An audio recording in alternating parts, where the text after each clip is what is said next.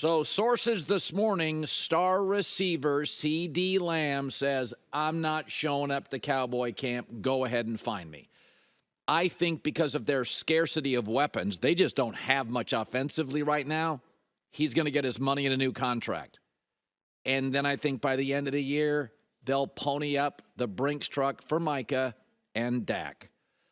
Listen, the last 8 seasons have been pretty good for the Cowboys. Pretty good. Better than most. 4 division titles, 5 playoff appearances, a couple playoff wins in 8 years isn't enough. But I think this season marks the slow, steady decline of the Cowboys. And you thought you'd seen the worst of it. Dak, in his prime still, probably late prime, will keep you relevant. He's a B-plus quarterback. But they are going to, and it'll start with CeeDee Lamb's contract, get absurdly top-heavy.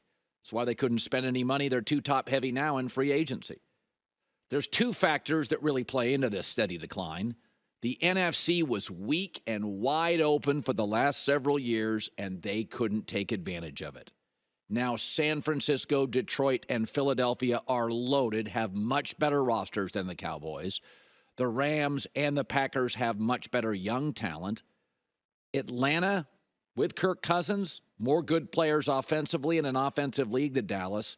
And watch out, because Chicago and Washington could both have star young quarterbacks on rookie contracts for the next 4 years, as Dak is making Mahomes money and limiting the Cowboys. I looked at their schedule this morning.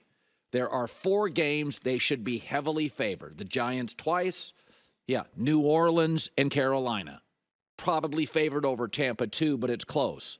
Outside of that, every other game is a coin flip and very losable. And in most instances, in this offensive league, the teams they play have more good weapons. This is what happens when an 81-year-old man, Jerry Jones, sees himself as the general manager, and because he is front and center, he has leaned on very vanilla coaching.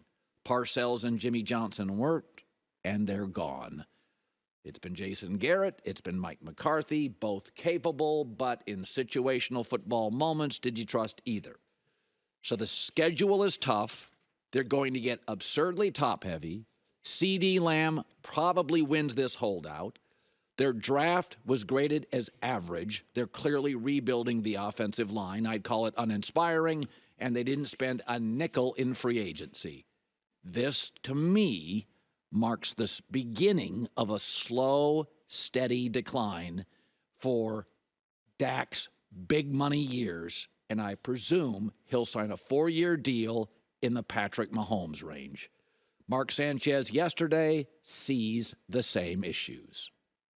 Think about the difference between maybe Dak and the Cowboys his rookie year and the talent he had around him, the other explosive players. Who's going to help this team elevate suddenly, and where are the weapons? Who am I throwing to? Who's keeping the defensive coordinators up at night like, dang, what are we going to do about this guy? And that's, those are tough questions to ask going into a season. You want to have those things shored up. So I think the lack of depth is going to be tough, and this is going to be a lot on Dak's plate. Now some positive stories. Aaron Rodgers, poking the media, showed up yesterday to camp wearing an Egyptian cat T-shirt. That's where he spent his time as he missed OTAs. Many of you think I root against Aaron Rodgers, but I'll give you a little behind-the-rope truth.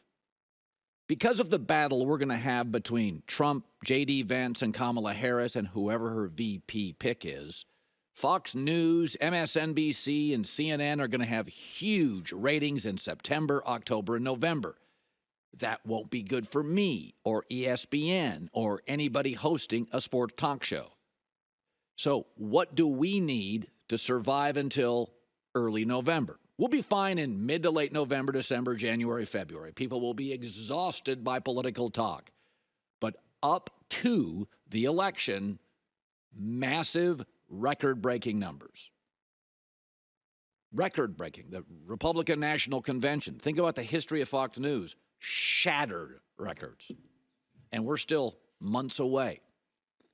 There are 4 stories that can go a long way in keeping our little telecast interesting. Number 1, Caleb Williams hits in Chicago.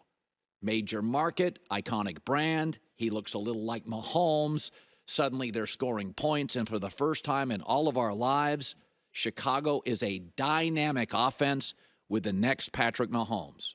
I think it's possible he'll make rookie mistakes, but Cole Kmet, Keenan Allen, Rome Odunze, DJ Moore, DeAndre Swift, a better-than-you-think offensive line. Not a great defense in that division with Minnesota, Green Bay, or Detroit. It's possible. Is it probable? That would help us. Number 2, Jim Harbaugh and the Chargers with Justin Herbert start quickly. That's probable.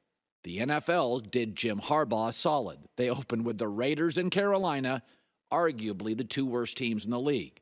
If you look at their schedule, a 6-1 start is not out of the realm of possibility. Again, big market, star coach, quiet but a star quarterback. That would help us. The third story that would probably do us some favors, the Dallas Cowboys implode. I mean, it beats them being pretty good again. Mike McCarthy blows a couple of early games with situational clock management snafus. Dak is fine, but maybe the holdout, a lot of noise. They lose a game they should win, and Dallas is rolling downhill.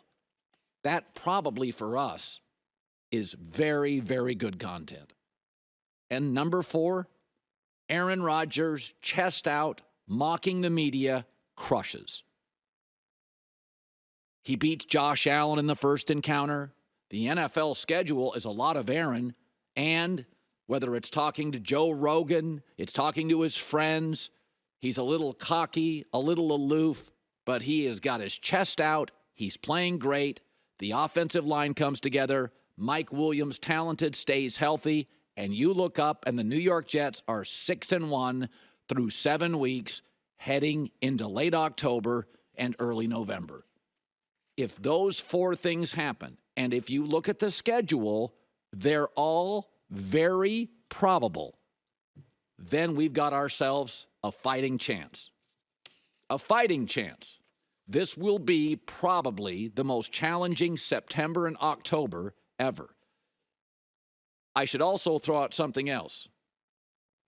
USC beats LSU and Michigan, is rolling, and the Big Ten is on their heels. Fight on, Trojans, going downhill, and the polarizing Lincoln Riley is dropping 42 a game against the Big Ten. Okay, that may not happen, but that'd be a nice one too. But just to let you know, what I predict and what I'd love to see happen are 2 different things. Aaron winning, pointing fingers, attacking the media, making fun of us. Are you kidding me? You think it's good if he gets hurt again? That's what I want?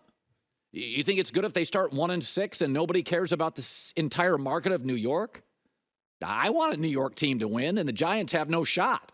So let's cross our fingers and hope the one team that has a shot can win. Hi, everybody. It's me, Uncle Colin. Subscribe here to get the latest from the herd, including exclusive behind-the-scenes videos and more, wherever you may be, however you may be watching. Thanks again for making us part of your day.